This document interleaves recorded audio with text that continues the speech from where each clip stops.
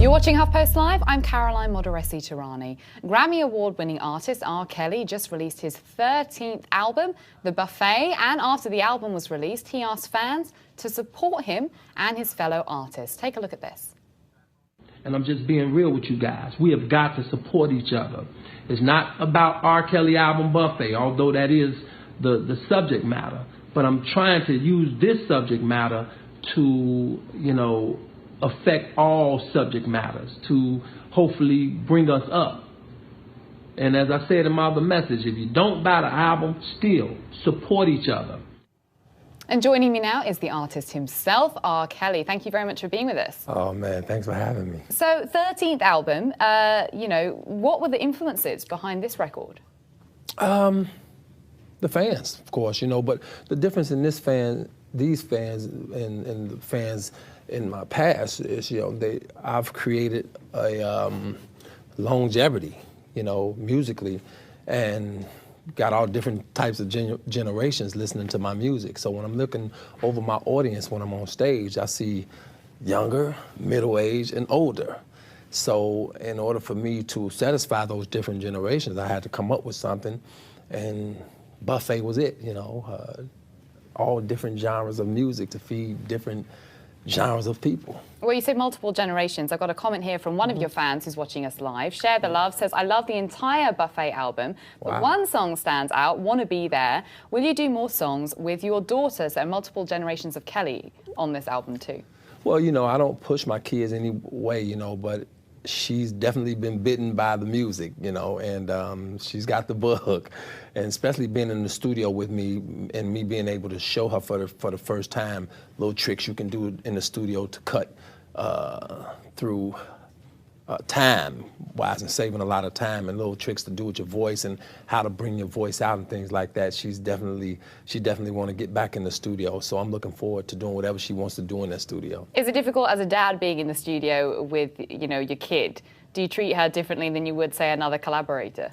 No, and that's just the thing. I'm such a perfectionist, man. I treat her the same as I treat anybody else. Oh, you gonna hit this note. You gonna get this right, because my name is on this thing as well. So, I'm very hard in the studio, but at the end of the day, you're gonna have something that, people are gonna feel, and they're gonna remember it for the rest of their lives. Well, I got another fan question. Yolanda, who's watching, says, what's your formula for hit making? Since the early 1990s, you've been able to continuously make relevant music, unlike other R&B artists who have not been able to change with the times. What is your secret? Just being very observant.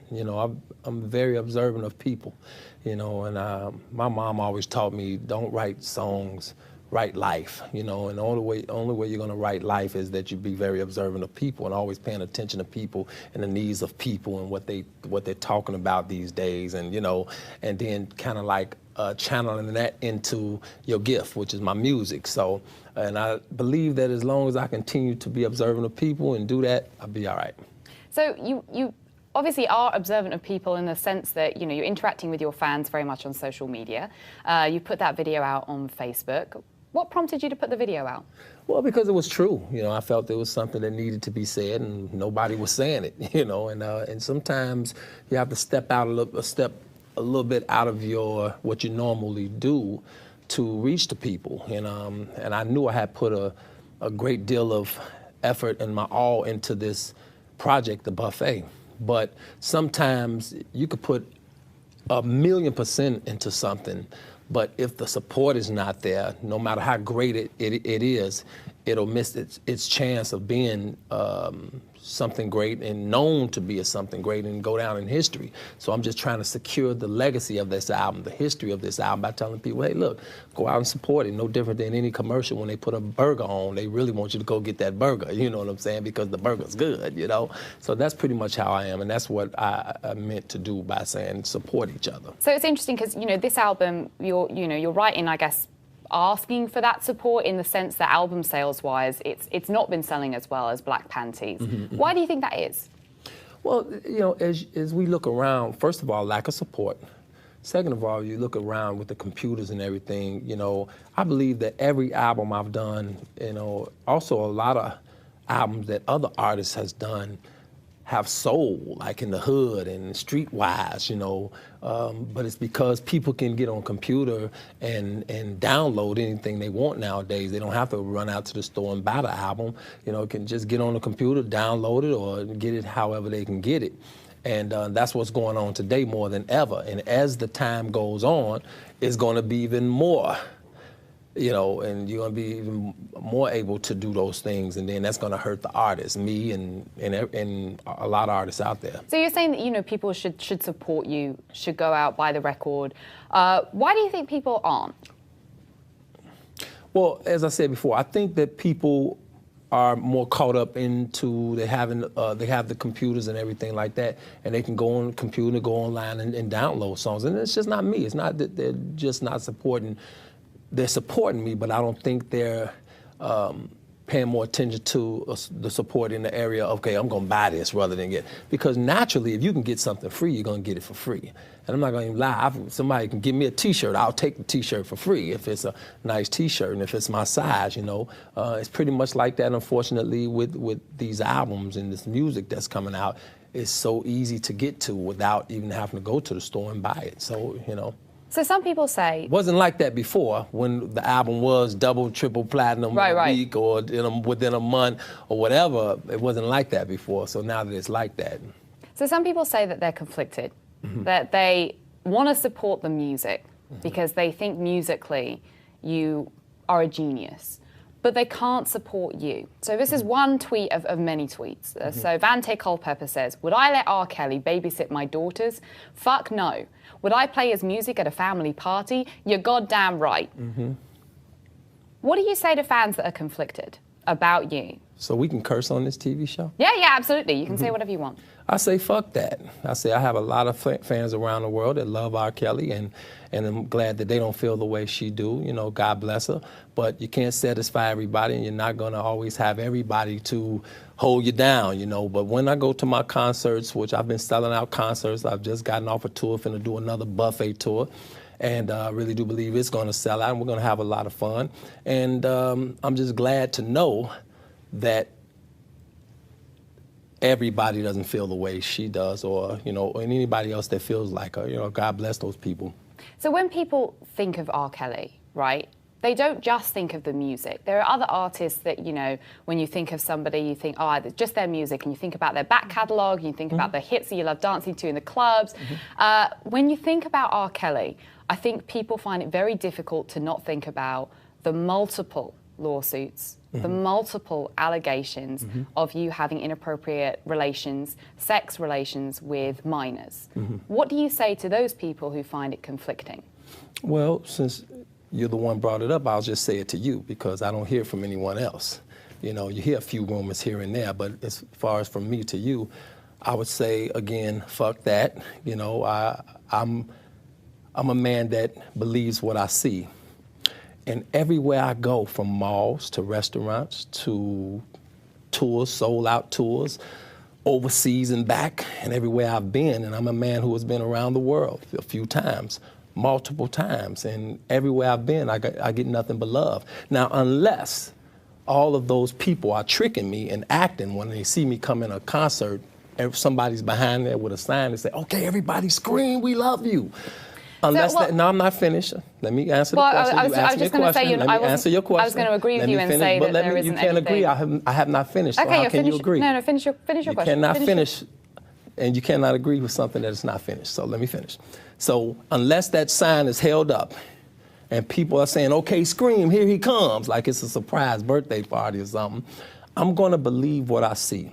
Now, when I start to hear what I just heard you sit here and say to me, when I step on that stage, when I step, which is my office, which is my interview room, if I hear what you just said from 20 to 50,000 fans, I will never show up to that venue in any other venue again. But until then, I'm going to continue to do R. Kelly. Well, I'm not perfect, but I'm perfectly me. Okay, well, a couple of things. I'm going to always do my job until I get fired, and the only ones can fire me is my fans. Well, a couple of things about that, I suppose. One is that you're right. I think that there are a lot of people out there that still go to R. Kelly concerts. They still buy the records. Enough for me to feed my kids and send them to colleges. Sure. And send them for them to have a great life, and me to inspire other people to do it. I'm producing a lot of people right now. I'm working with a lot of people. I'm more successful than I've ever been. I don't know where you're getting your information from, but I'm a very successful man. I'm a very talented person, and guess what? I love even those that come against me. I love people that hate me, but the Buffet album is out, and I hope people buy it. If they don't, I still love them. A couple of things. I'm not disputing. I don't think anyone is disputing your success as an artist. I mean, in the introduction, we led with the Grammy wins, the number of records. Hang on one second. Sorry, I'm going to just speak for a moment because I've given you a chance as well. Period. So I've got. You asked every time I do an interview, sometimes the people that I'm interviewing with dispute me, and they'll make up that other people are disputing me. Of course, you're never going to be able to satisfy everybody. There's always going to be some negativity. There was negativity before I have my a couple past of when I tweets first here. came out with Honey Love. This is a fan of yours who wants to ask a question. And they because of my lyrics and didn't want me to sing certain lyrics. Okay, and even on stage, I've had those things. We're going to be speaking past one another. But I love the world. I have nothing against anyone. I mean, you buy the album or you don't buy the album. You come to the concert or you don't come to the concert. Most of the times you won't be able to come to the concert because most of the time the concert is sold out and we have a great time with a bunch of hits, a bunch of music, and people get to roll down memory lane with me, and then I get inspired by that and I go into the studio and I create another album. I have nothing against you guys here. You guys are wonderful. You got to do your job. I respect that. If you don't get something juicy, then your television show is going to be cut off and you won't have a job. So I understand that you have to do your job, but listen, I have to do a job too. I understand. So let me do my job for a second because I haven't been able to ask you a question for a moment. Okay, so I just want to say something, a few things. Like I said, people obviously are still fans of yours. They're not disputing that. Mm-hmm. People are conflicted, and that's what I'm asking you the question about. People are conflicted because you count them? They are. Well, I'm reading some of the tweets here. There are multiple messages. Here's another one. Can't listen to any R. Kelly record. You have a lot of positive stuff on there as well. I know, and I read some of them. I read some of the positive ones. I'm going to read this one.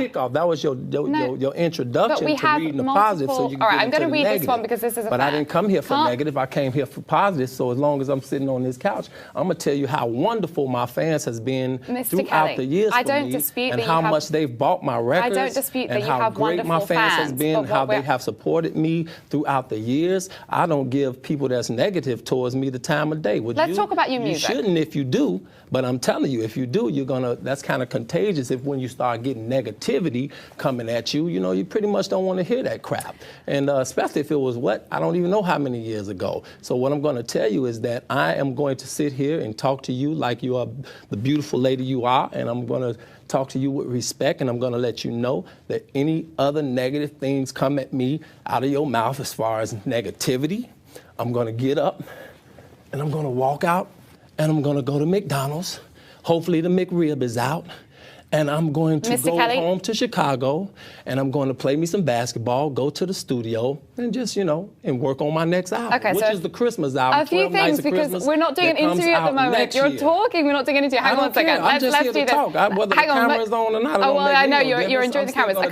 A couple of things. One, absolutely your prerogative. If you ever want to leave, you can certainly leave. Another thing, thank you. If the next question is something negative out of your mouth, with all due respect, that's exactly what I'm going to do. Okay, a couple of things. One, there's going to be no negativity. I'm just asking you questions. Well, I know the difference between a negative question and a positive one. So if I think it's negative, I'm going to walk. I'm not going to ask you questions. With all due respect to all of you guys here. I won't ask you questions that are framed in a specific way, one way or another. I'm asking, I understand this is your job. So let's talk about your lyrics for a moment, okay? So would you say that you have a healthy relationship with sex? Sex is mentioned frequently in your lyrics.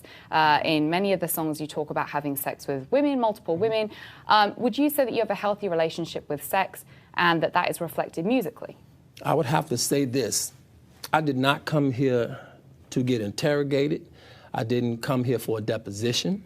You know what a deposition is? I'm very aware of what a deposition is. I'm asking you about your music. You should agree with me when I say that this sounds sort of like a deposition. I think it may be the accent, but no, I'm asking you specifically about your music. I didn't even hear your accent. I only hear your English. It's I'm I'm not asking you paying about attention to your accent. I'm asking. I'm only paying attention to the English that comes out of your mouth. I'm asking you about your music not a and your deposition. lyrics. This is a deposition. This is not about R. Kelly. This is not about music. This is not about someone who works hard on his music who has an album out. This is about trying to interrogate me, and this is about, disrespect. And I'm going to sit here. Mr. Kelly, I don't believe I'm disrespected. Mr. Kelly, I don't believe I'm disrespecting you. I asked you a very specific question about your lyrics. Your intelligence, not mine. I asked you a very specific question about your music and your lyrics. Well, if you don't think you're disrespecting me, then that's just, like I say, the level of your intelligence, not mine. Okay. But I respect it. I'm going to ask about I respect that you have a job. I'm going to just go to a comment from... Do you drink? Do I drink? Mm-hmm. Yeah. Do you get drunk? Yeah. You fall all over and not know where you're at? I don't understand the line of questioning, but no. I say exactly. But it ain't positive, is it?